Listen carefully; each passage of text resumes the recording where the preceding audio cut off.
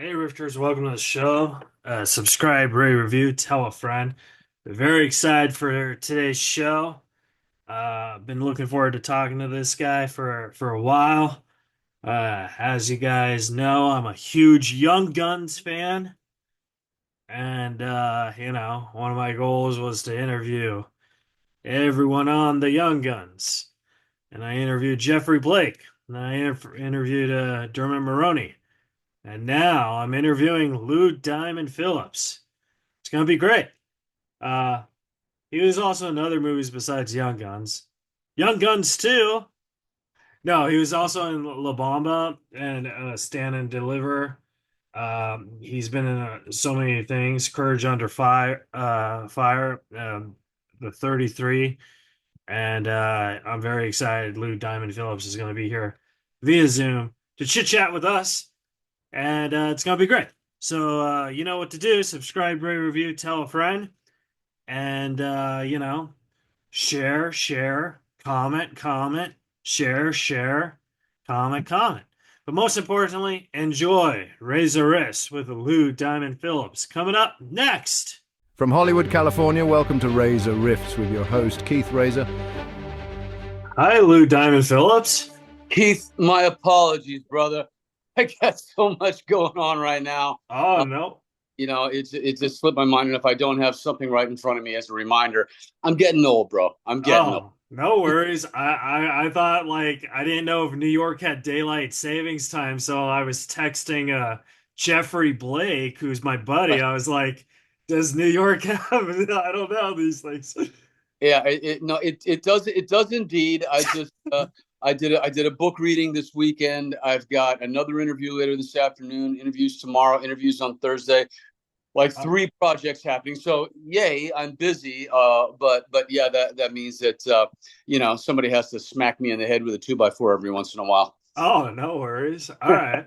Well, thank you so much for coming either way. I really appreciate it. It's good to meet you. My pleasure, Keith. Absolutely, brother. So I wanted to start because I know something about you that I think a lot of people don't know about.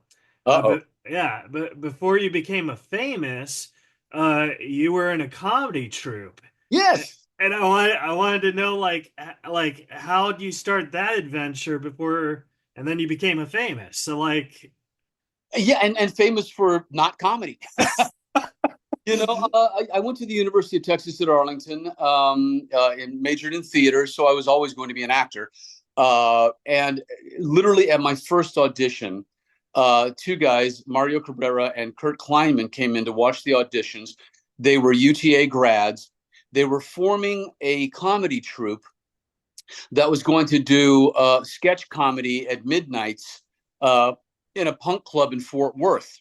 Yeah. And the punk club was called Zeros, and the comedy troupe became the 0 Hour.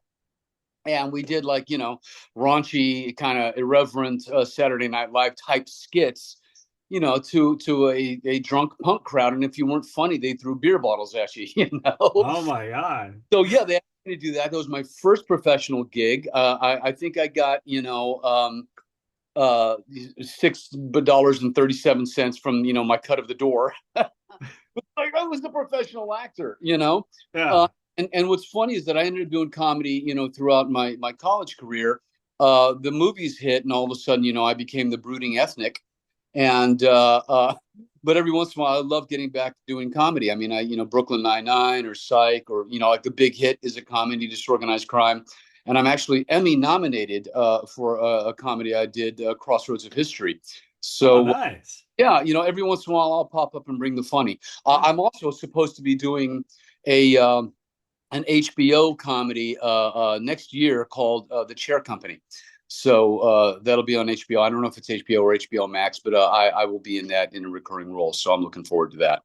Oh, that's awesome. You also did a great comedy, which I don't know if people like because it's not like a movie that a lot of people like seeing, I guess, but you did Cop and a Half too. Oh my God. Lulu Wilson, by the way, I adore her. What a treasure. And she's continuing to act in the business. So she should, because she's just so talented. And it was from an early age. She reminded me of Dakota Fanning. Uh, I did that. I've done a bunch of kid stuff, man. The Wiggles and Sesame Street and Yo Gabba Gabba. And when I got the script for that, it was just so funny, and I knew it was going to be aimed at a younger crowd.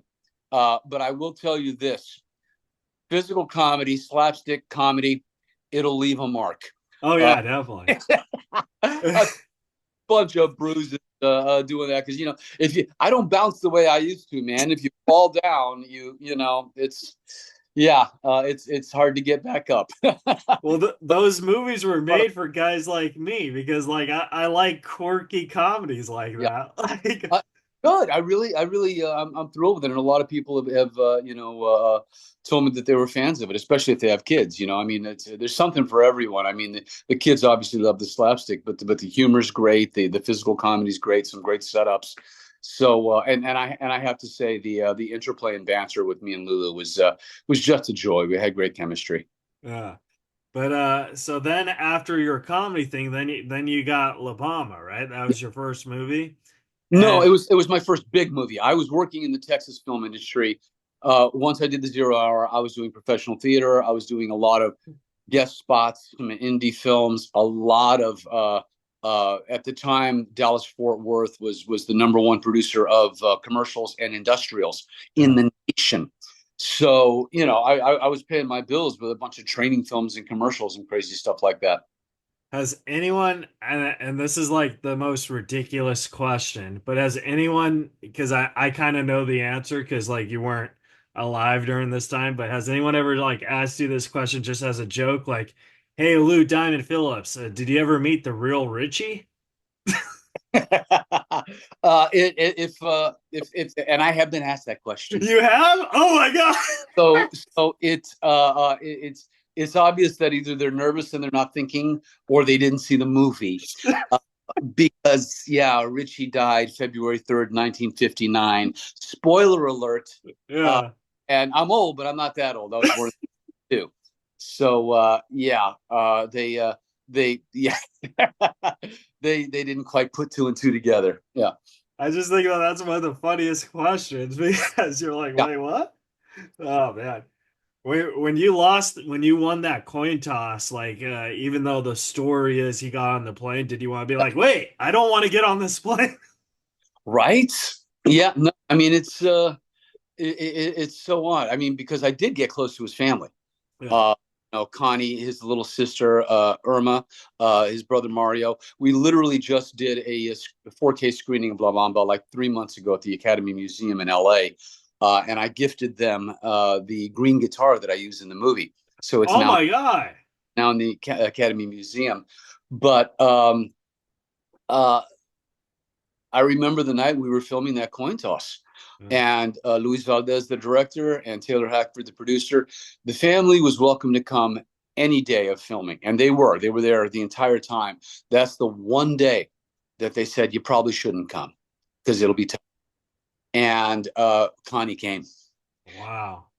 and she said to me, and it's the first time during the entire shooting she called me Lou, because she'd been calling me Richie. The whole family did ever since the beginning. And she said, "Lou, can I say something to you?" And I thought, "Oh my gosh, what have I done? Have I done something to offend the family?" And I stood up, and she collapsed into my arms, and she went, "Why did you go? Why did you have to go?" And it was this moment that was just cathartic for her. She'd been carrying that pain for like 30 years, and she Yeah. let it go. Wow. But no, like that was a fantastic movie. And then I was going to ask another stupid question is what was it like working with Buddy Holly? Well, it's because Marshall Crenshaw obviously Yeah. played in La Bamba. He's fantastic. Really, I mean, just him and Brian Setzer and Howard Huntsberry. A lot of the real musicians that we worked with in there, the Los Lobos. I mean, it was just a jolt for me to be hanging around with him. But even to this day, and I ran into Jake Busey not long ago. Gary Busey and I cannot be in the same place together at the same time because they're always like, "Let's get Richie and Buddy together. Come here, get a picture of Richie and Buddy." He's like, "Okay, here we go." Uh, and then after that, did Young Guns come around? No, actually, the next film was Stand and Deliver, and then Okay. and then Young Guns. So my first three films in Hollywood were Were La Bamba, were massive Young Guns. hits. Yeah, and that's that, sort of to a certain extent, secured my longevity in the business. Not that people haven't fallen off before, and I can tell you, you can never rest on your laurels.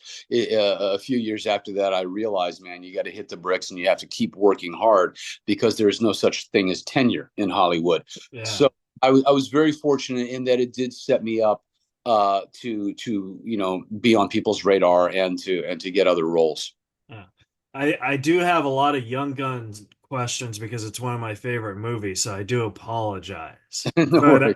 but I wanted to ask like when you got Young Guns because in the 80s there wasn't the internet or whatever, so like you couldn't really do hardcore research like everyone knows Billy the Kid, but Chavez, like how do you do research on him without the sources like that? Like did you go to a library or something? Well, no, I mean, look, here's what's interesting. I mean, with La Bamba, and it's so funny because all three of those are based on true stories. Yeah. You know, so with La Bamba, there was a ton of resources. I mean, there was the family, there were tons of articles, a couple of video clips where he did Go Johnny Go, the movie with Chuck Berry, and an appearance on American Bandstand.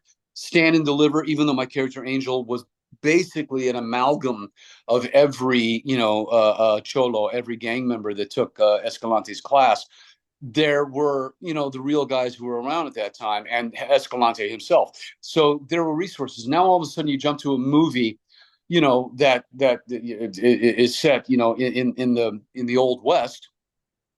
And other than Billy the Kid, some characters that people aren't familiar with. You really, really kind of had to go off of all of the research that John Fusco, the writer, did.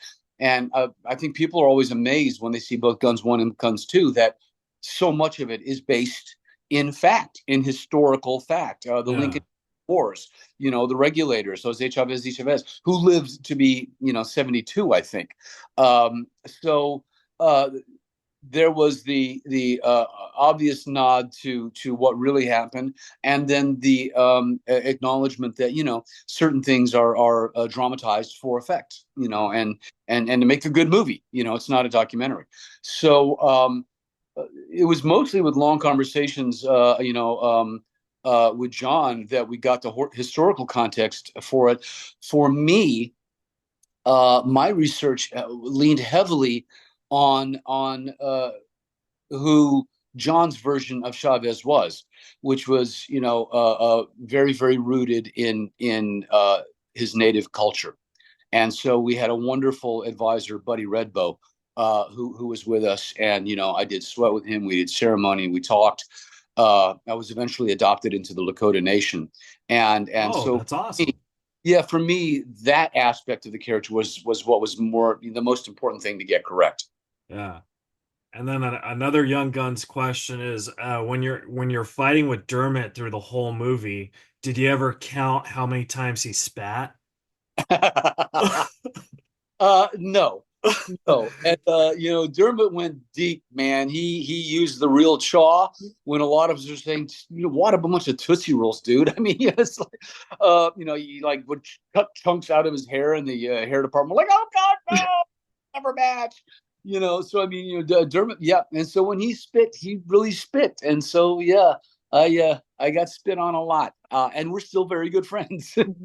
Dermot's awesome, yeah. But I just thought that was just so funny because like I've seen Young Guns like 1,000 times, and one time I like literally just watched it to count how many times he spat, and I lost track Yeah. within 5 minutes. I was like, oh my God.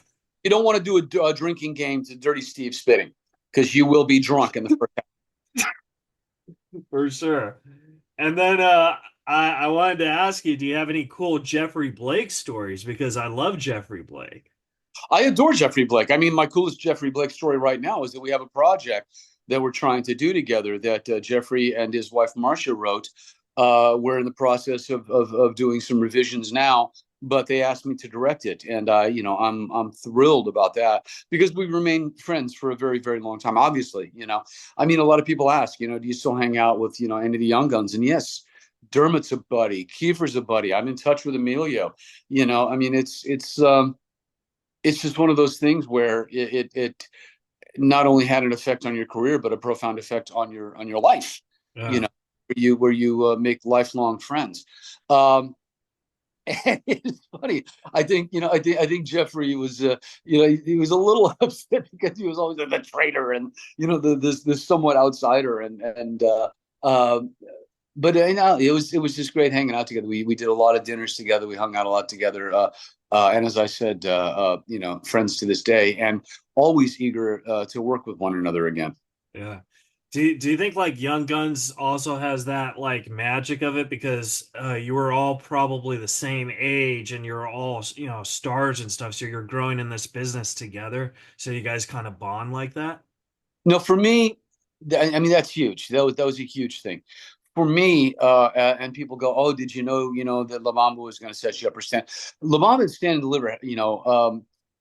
La Bamba hadn't come out yet when I did Stand and Deliver, so I didn't know even when but it had come out by the time Young Guns was there, which is why I got cast because La Bamba was such a hit.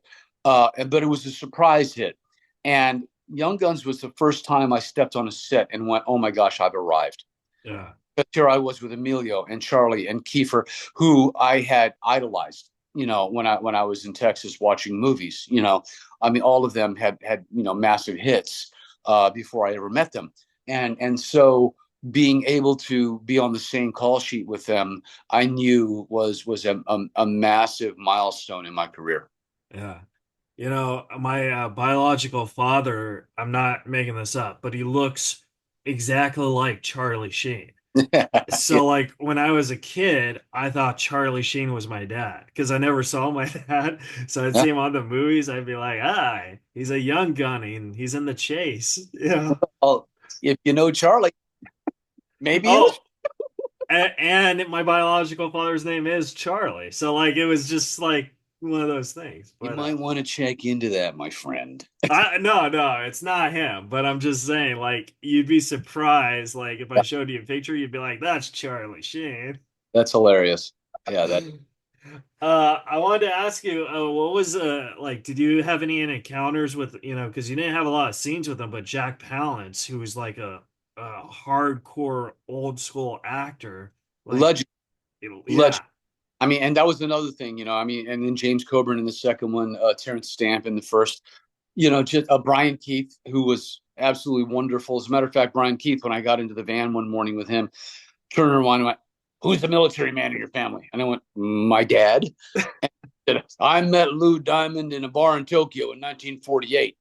And see, it takes another Marine to know that I'm named after Gunnery Sergeant Lou Diamond from the Second World War. I did not make up that name. My dad gave it to me because he was a war hero in the Philippines. Uh, oh, nice, yeah, man. And so the Jack Palance's first day of work, he's going to get propped up, and it would take a half an hour to prop all of us up, especially me with so many knives and the bags and the belts and the this and the that. So it's a whole thing, and I'm getting propped up, and Mr. Palance walks up, and the prop guy looks at me like, I was like, "Yeah, yeah, please, go ahead, all due respect." And he takes a really long time to choose his gun. yeah, So I'm standing there patiently, and he sort of never even really acknowledges me. And then finally, when he's done, and Peter Benkins, the prop master, is going to get back to me, I gushed for about 2 minutes about what a fan I am, and how I grew up on westerns, and me and my dad, and all this, and it's such an honor to be working with him, and even be in his presence, and blah blah blah blah blah. And Palance looks at me and he goes, "Yes," and and we actually became friends after that. But yeah, not an easy nut to crack, so to speak. but like, so how is that too? Because like you've experienced it as a fan like that, but now when people work with you, they have that same feeling with you. So like, it's kind of like, you know what I mean? It's kind of like uh, passing down the torch in a way. So like, how Uh, cool is that? yeah, I'm a lot warmer. Yeah, Yeah, no, I take that very seriously, especially if I'm high up on the call sheet. I and people have said this before. And I take it personally because it's like being in a theater troupe. If you've ever been part of an ensemble, I mean, if you go back to the Zero Hour, you know, uh, a show is only as good as its smallest character. And so even the person with one line, even the background people, all of it matters. All of it matters. Yeah. And my wife Yvonne was hair and makeup for a long time, so I've got a massive amount of respect for the crew, even as a director these days. So whenever somebody is on a set with me, they know that I appreciate them and I respect them, and I'm grateful for the work they're doing, and I'm there to challenge them and inspire them, hopefully to bring their best, because the project is going to only benefit from somebody's enthusiasm and good work. Is it hard for you to direct when you're also acting? Like, can you direct yourself pretty good? I mean, it's especially at this point in time, I've acted so much. I know when I get it right, and I know when I get it wrong, Yeah. uh, and so I know when to ask for another one. I tend not to direct anything where I would have to really, really go deep on a character. I've directed stuff that I know I have in my hip pocket. But even then, it's true. I mean, I can be in a two shot with another actor, and you can tell that I'm watching the other actor so intently. In my mind, I'm going, Keith, that's great. Oh, that's good, buddy. That's so fantastic, man. Yeah, bro, you're nailing it. It's my line. Shit. you know, and just totally go up and blow the take. So that's happened to me before. And you think, why can't I be as good as the actor? And then you're like, wait, I'm Lou Diamond Phillips. Fortunately for me, that doesn't occur to me a whole lot. Oh, okay. Yeah, I never think of myself too much in the third person. What about when you, because you've also written movies that you've directed, like, because that's two different, because like you have the mind of a writer, and then obviously things have to get changed as you're Yeah. directing for whatever purpose. Like, does the writer side of you kind of get upset because you're changing in the moment? No, because especially film and television, it's not Shakespeare. It's not uh, this. Let me get rid of it. What the heck is this? Mm, Oh, I don't know. Scam likely. I get a lot of calls from scam like. At any rate, um, it's that time for scam calls, though. yeah, I know, right? So no, Shakespeare, you don't ad lib. Shakespeare, you don't change the text. Film and television, a lot of times you're making adjustments for who you've cast, or like you said, whatever comes up. My God, it's raining today, and there's nothing we can do about it, so we have to change some dialogue. Because you have to stick to a schedule. So you have the script, and a film or television project always has three lives. You have the script, and you get it to be the best that it can be, and then you film it, and you might be making adjustments along the way. Yeah, You get to the editing room, and then it takes on an entirely different life. So you have to learn to be nimble, you know. yeah, And even as an actor, I mean, a lot of times you think a scene is going to go a certain way, but then you have no idea what the other actor is going to do, or you have no idea how the director is going to set it. You think it's going to be an intimate little scene in an apartment, and the next thing you know, you're standing on a train, depot with trains going by, and all of a sudden, this intimate scene is you talking to somebody like this. I mean, it's just so. That's actually one of the things that I love about the film business, man, is you deal with the realities of what's around you, and the acting has to accommodate real life. But as a writer, yeah, I mean, it's interesting. I wrote the screenplay for a movie I did called Ambition, which was the first time I played Filipino American. And I will say, the director didn't really get it. yeah. It was supposed to be kind of a satire, black comedy. He took it very, very seriously, which is nice of him. But he would rewrite me. And I would show up on set being the lead actor with new dialogue that I had not written, and that was difficult. That was very, very difficult. And so it ended up, and then he added voiceover in the in post production, and it wasn't the movie that I originally wrote. And a number of people on my team were like, he changed it a lot. And that was when I thought, okay, I'm never going to let anybody else direct something I've written. you know. Yeah. So That's after good that, advice. Because I write scripts, and not to brag, but I sold one, Way to go. and the second I sold it, they fired me. And I was like, okay. And then I saw it. I think only one word I wrote was in the whole movie. Yeah, that's great. Did you still get credit? Oh, no, I got paid though, but like, Oh, you didn't get a screen credit. no, They no. rewrote it so much. Wow. Yeah. So, Wow. Well, I mean, it's interesting because I want to, I'm going to pivot to, something I got going on right now too, and that is, my second book is coming out, the Tinderbox Underground Movement, and that's releasing on November 19th. I wrote the first book, the Tinderbox Soldier of Endura, which did really, really well and was reviewed well, which is why there's a second one. And it's a collaboration with my wife who did all the illustrations. But it originally started as a graphic novel that my wife was going to do, inspired by Hans Christian Andersen's The Tinderbox. yeah. I saw it and I went, "This is a movie." And she went, "Well, go ahead and write it." And I set it in space because that was kind of a commercial avenue at the time, still is.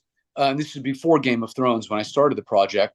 And then when I finished writing the screenplay, I realized nobody's going to give me this much money to direct it. Oh my God. So my manager and Yvonne, my wife, and everybody goes, "You know what? Write the novel. Then at least you create the world. And, if somebody wants to buy it off you, then, there is a template for how everything's supposed to look and how it's supposed to feel and all. And so I wrote the novel. It took 10 years, but wrote the novel. And like I said, it came out and did so well that we've written the sequel. And the Tinderbox Underground Movement, as I said, drops November 19th, and is getting a lot of really, really nice advance notice. So, That's but awesome. once again, there you go. As a content creator, you do whatever you can do to protect the source material. And I would hope to one day. It's funny now because now I look at them at both of them. Game of Thrones didn't exist. Limited series didn't exist when I started this. I now think that it is a series or a limited series with at least 2 seasons, and the template is there. I would like to write some of them. I would like to direct some of them. So we'll see. Hopefully I'll have that opportunity. But if James Cameron wants to throw me a lot of money, then I know it's in good hands. Well, I'm no James Cameron, but Lou Diamond Phillips, if I had a lot of money, I would give it to you. I would Thank you. be like, take my money. I want because I like one of the things that gets me off is making other people's dreams come true. Like I really like that. Well, and you know what? I'm the same way, brother. I mean, I love. I mean, for instance, in that miniseries, the lead is a young brown 19-year-old guy, and I'd love to find an unknown and pay it forward. Like my break in La Bamba. I mean, that'd be a wonderful thing. Yeah, And I'm the governor of one of the governors of the actors branch of the academy now, and part of that is figuring out who deserves to get in and looking for that new talent and making sure that we are a level playing field where everybody from marginalized communities, whether they be ethnic or global or LGBTQ or anybody else, has an opportunity to express themselves as artists. yeah. Well, if you ever need a stand-up comedian, I'm here. I could be like, hey. Excellent. No, hey man, I guess I'm directing next month. I'm going back and doing an episode of the Cleaning Lady in Albuquerque. I've That's directed one it. of my favorite shows. I'm going to direct another episode in November. So always keep my eyes open, man. And Jeffrey Blake says the same thing. You got anything, Lou? And I've mentioned him a few times. I mean, but I don't know if but TV directors are low on the totem pole. Oh Uh, yeah, yeah, definitely. I mean, you can make all the recommendations you want, but the showrunners, the producers, the writers in TV, and then the studio and the network, man, they all get final say. So you can make your submissions and cross your fingers, but it ain't like the independent world or the feature film world where a director really is the last say. Well, I'm glad you're directing more of the cleaning lady because you were on an episode. And I thought you were great on that. Thank you, man. And Yeah, I you directed that. know, I mean, I went on. I directed a full episode, and then I co-directed an episode with Timothy Busfield when he couldn't do the Las Vegas portion, so they called me in to do that. And yeah, thrilled to be going back. Wonderful cast, beautiful, beautiful crew. So yeah, always fun. It's so sad about the guy who just passed because I It, thought he was so great on that show. I mean, just shocking, brother. I mean, so young, and then two small children and his wife. It, it's just heartbreaking, and nobody knew, you know. And it's so bizarre because at this point in my life, man, I look around at some of the, some of the people that I've worked with, and who are, good friends, and it certainly makes you grateful, that not only, am I still on this planet, but I'm still getting to do what I love. Bill Paxton was a buddy, and Patrick Swayze, and um, I mean, just so many that, like I said, it's a bit heartbreaking. So, Yeah. Well, was my best friend was Norm Macdonald. So like he hid his cancer, but I was one of the few people who knew. But like he also lied to me because he said he was getting it, like he said he was cured. yeah, So and then like 2 weeks later he dies. So it was like very, you know what I mean?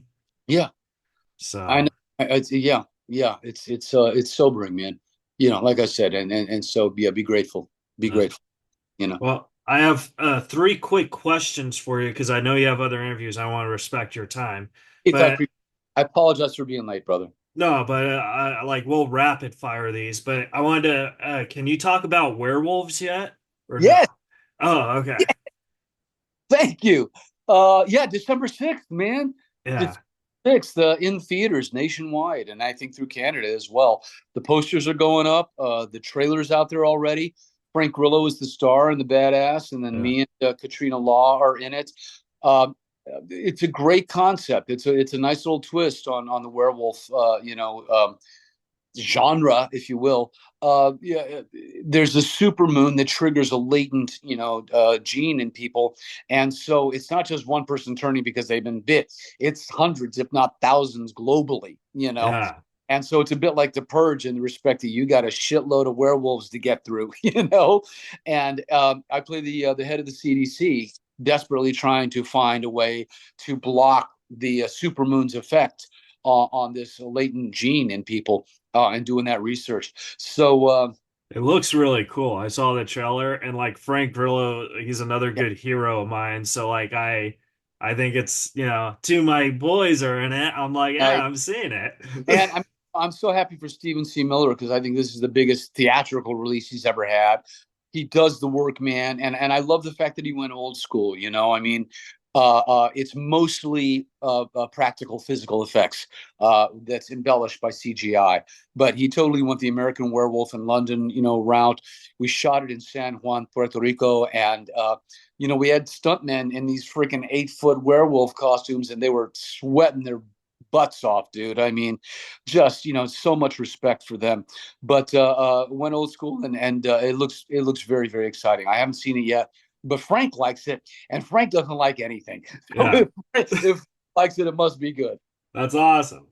And then second question, Lou Diamond Phillips, what is your biggest fear that you had when you first started in the industry? And do you still have that fear? Always, man, my mediocrity. I've never wanted to turn in bad work. I've never wanted to skate, and I can say it to this day. If you see me in a project, and I don't care how bad the project ends up being, that I'm giving it my best. I'm Yeah, holding up my end. If I say yes to something, you got my A game. I don't care what you're paying me. I don't care how small the project is. If I say yes to you, I'm bringing it. And I guess that's a work ethic from a military, father growing up in Texas. Just don't don't phone it in. And as a director, I feel the same way. So it always disappoints me when I'm working with actors who haven't bothered to do their homework or learn their lines. I mean, it's like, come on, guys, you're lucky to be doing what you're doing. I mean, at least apply yourself. yeah. And so it's that fear of not living up to my own standard. But I mean, there's so much stuff coming out now. Like we said, Werewolves, the two books, which by the way you can get on Amazon and Barnes and Noble online. A movie that I just did that got picked up called Et Tu with Malcolm McDowell, another weird, quirky little black comedy horror film, a movie that's about to be streaming, and I think in select theaters, called Get Fast, and a wonderful little independent film called Keep Quiet that has submitted to Sundance. Oh, All of nice. those, yeah, all of those. Well, hopefully we'll find out soon. But all of those, I'm proud, and I'm still challenged. I've done some work in all of those that is different than work that I've done in other things. So even at my age, I'm able to find something fresh and something new to keep me invigorated and excited about the work that I do. All right. And then my last question for you, Lou Diamond Phillips, is if you could go into a time machine and talk to a younger version of yourself, it could be from yesterday or when you were a kid or whatever, what advice would you tell yourself what you know now? First of all, I have to say it's always hilarious because the three names, man. It's hard to just call me Lou. Some people will call me Lou Diamond, but the three names just roll off the tongues like Lou Diamond Phillips. It's Lou Diamond Phillips. I'm sorry. uh man, I would go back and tell myself to calm down. you know, uh, I was very intense, at a certain time in my life, because I wanted it so bad. I was so driven, and so ambitious, and I think that I was self conscious a little bit when I became famous, and I wore it as well as I could, but kind of was, always, a little twitchy about it. And then I finally calmed down and I got a sense of humor about it. And I would go back and I go, all right, listen, some great things are going to happen to you. Settle down, calm down. It's going to be okay. Oh, that's awesome. I'm so glad you said that because I thought for sure you were going to say I would go talk to younger Lou Diamond Phillips and say, hey, tell Dermot he has a spitting problem. Exactly. Well, thank you so much for talking to me. I want to respect your time, but hopefully one day we could talk again because I like your vibe and I can't wait to see Werewolves and read your book. I really appreciate it. Thanks so much, buddy. All right, All right, my friend. all right, Lou Diamond Phillips. Have a great day. All right, take care now. All right, guys. Subscribe, rate, review. That was the episode with Lou Diamond Phillips, and we'll see you guys next week on Razor Riffs.